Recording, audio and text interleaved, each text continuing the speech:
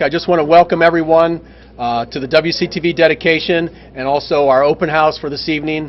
We're here for a great honor to honor Homer Baldwin for this facility, and I'd like to real quickly just introduce his wife Phyllis in the front row here, and his sons Scott and Tom Baldwin and their families. So I want to welcome them. First off, I'd like to have Bill Wyron come up and give you a little bit of information of what WCTV and how it got started.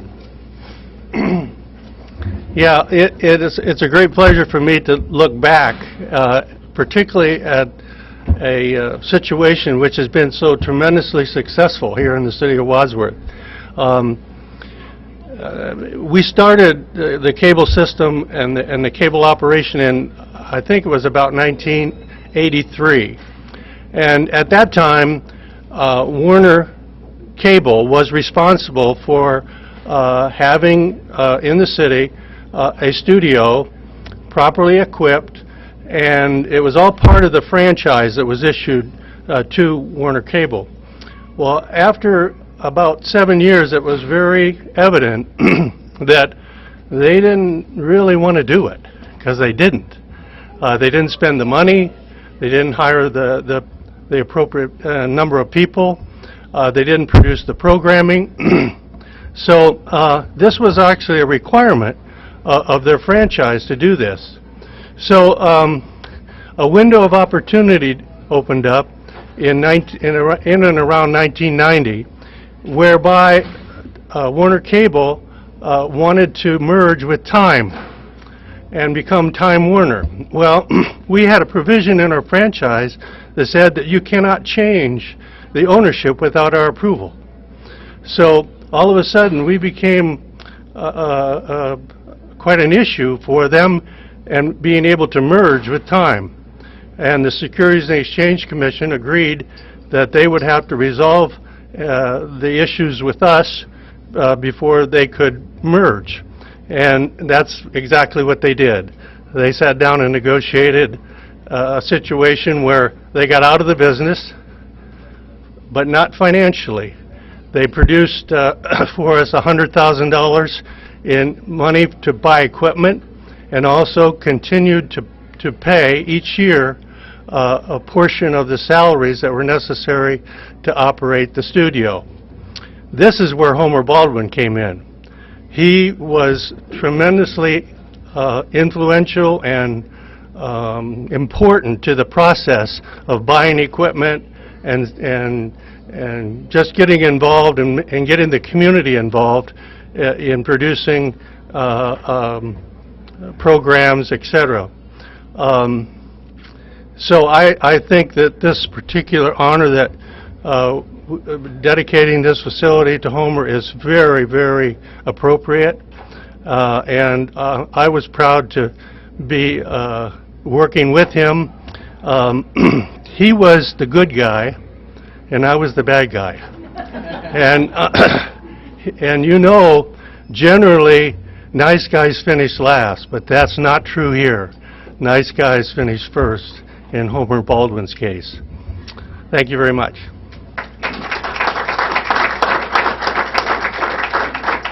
As many of you know, Homer was not only a cinematographer, also a videographer, and if I knew the term for somebody that did put model kits and airplanes together, he did that too. And I'm sure many other things that I haven't even discovered yet. But a couple of the awards that Homer did win, the Central States of the Alliance for Community Media gives out their top award each year. And in 2004, Homer won the Roxy L. Cole Memorial Award for his work in community media. Then in the same year, 2004, the National Alliance for the United States gave Homer their top award, the George Stoney Award. And George Stoney is considered the father of public educational and government access in the United States. And Homer was given this honor back in 2004 for his outstanding achievement and overall growth in his work with public educational and government access. So I know he was very proud to receive these awards, especially this one. A little bit later, the video over here, you can watch it at your leisure, where Homer gives his acceptance speech for this, and it's probably one of the best acceptance speeches you'll ever see, and a little quote he has at the end, which is very appropriate. But right now, if I could have Scott and Tom come up, and we'll do a little unveiling here for a plaque in Homer's honor. We want to proudly display this permanently here, and there's a little quote on the bottom of it, and that quote, Homer always used to tell me that he was also a painter. So for Homer, when he started doing videography, to him it was like painting, but only painting with color, motion, and sound. And so we inscribed that on this plaque, and I want that to be an inspiration for any of our future producers and volunteers who enter here will be able to be inspired by Homer and his many programs that he had done. So if I could have you guys come forward. Sure. Where do you want us, John? Right there's good. Okay. And it gives me a great honor to dedicate this facility in Homer Baldwin's name.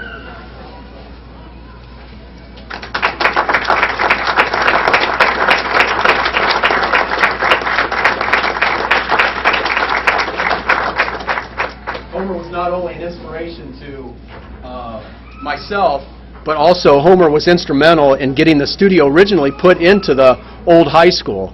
And at that point, the studio was actually an old pole vault where they stored the pole vault pit and the hurdles and stuff, and they just blocked up a wall. And the office area was where a janitor's closet used to be. So I can't believe it, but this is actually our third place. So since I've been here, so it's a great honor to be able to do this in Homer's memory. And Homer was a big part of everything from day one. So it gives me great honor to do this for Homer. So thank you very much, everybody, for coming, and I appreciate all your support. John, thank Yep. you. Thank you. Yep. You guys want to say anything? Go ahead. Oh. You like this? I can't think of anything more fitting. Besides Dad's desire with the ability to deal with it in an artistic manner, the other key essential element in his work was how he loved to share what he knew with those who wanted to know what he did. As he called it, a need to be needed, and for this to be put in his name indicates that generations will be learning how to do what he did, and he will continue to share what he learned. And I know he will be extremely pleased and extremely honored. Thank you all. We really appreciate it.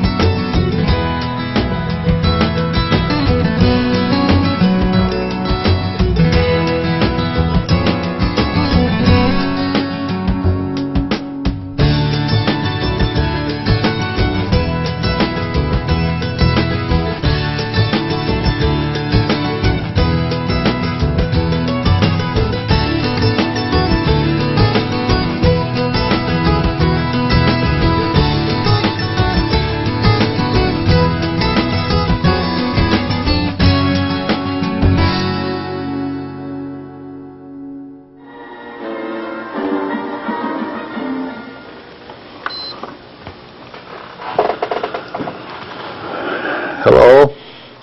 Welcome to my world, what there is of it. I'm still using kind of old-fashioned equipment in a digital age, but as long as I can get it out, I'm happy. I've never been granted such a great honor as what has happened with your group. And it's when you work and you just do a thing, and all of a sudden, from the side, you hear applause where you never expected it. And it kind of grabs you. And I just feel I'm representing a great many people and what they did.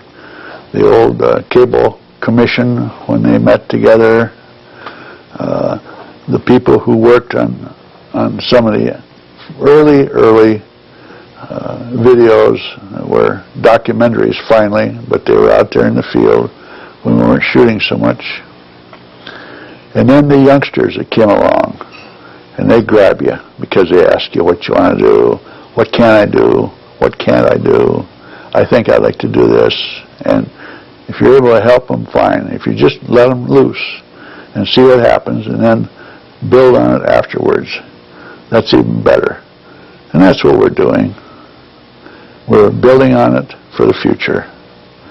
Somewhere there's somebody starting out, and they can use all the help they can get, because nobody makes it alone. Nobody.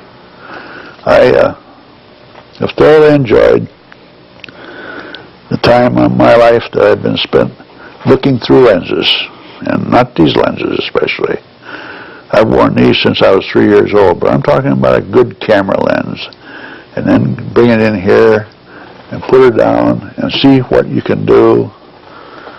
I learned early in the motion picture field that a film isn't one that's well shot, it's one that's well edited. And you can do a lot of things. And I have always felt privileged to be able to be a part of this passing parade, the visual, the flit and flickers, if you will, from the early times. I was born in the age of the airplane and the camera, and that is the greatest blessing there is. I thank you for your honor to me, and hope we can just keep on going, and someday along the line it'll happen again to somebody we know. And in the meantime, I've never won anything really to speak of. When I was a young kid, I spent 50 cents on a ticket and I got a half a gallon of ice cream, and it turned out to be vanilla. Well, I like chocolate ice cream, I really do. But I took the vanilla and I shared it with other people that went for vanilla, you know. I'm 77 years old now, and all of a sudden, this honor, I look at it and I think, by golly, I finally got chocolate.